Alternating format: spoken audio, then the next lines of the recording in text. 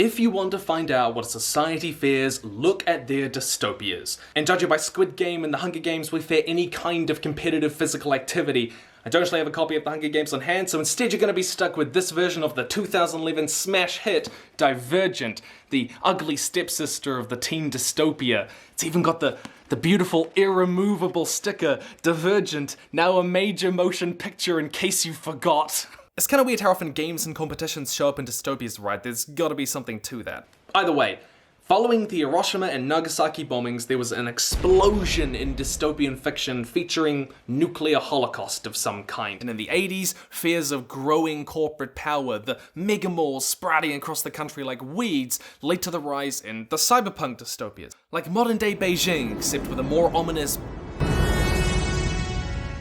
Dystopian fiction has always evolved with the times, playing on problems humanity hasn't quite yet solved, unresolved cultural conversations, saying, hey, this is where we're headed if we don't get our crap together. It gives us a snapshot into the fears and hopes of the past. And with them being more popular than ever right now, with Squid Game and Hunger Games and Divergent and Snowpiercer and kinda Arcane, at least 75% of you seem to think it's a dystopia, though I don't quite agree. When people look back on us 50 years from now, what are our modern dystopian stories going to say about us?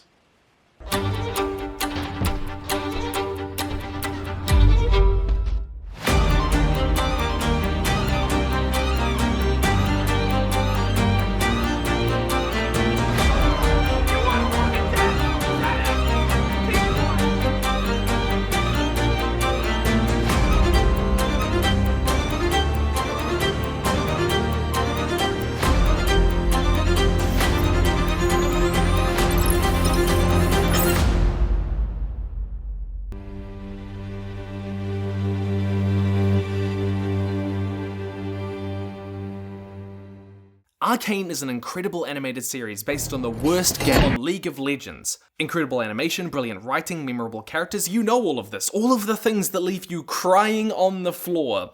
It's set in the city divided into two. Piltover, the wealthy beacon of progress and science and trade in the world, and then Zorn, the undercity rife with addiction and poverty.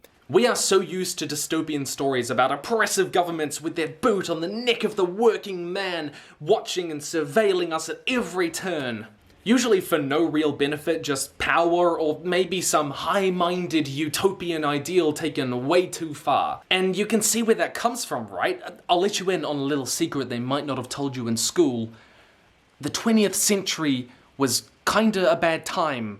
Sometimes. Eugenics and Nazis and Stalin and ideological state building and a massive expansion of the state's capacity to police thought and action. It's kind of like the 20th century was humanity's dark emo phase with heavy emphasis on the dark. And our dystopian stories reflected that. But now, we don't have to worry about being tracked, right? Sorry, Google was just asking me how I'd rate the toilets at the Denny's that I was at 5 minutes ago.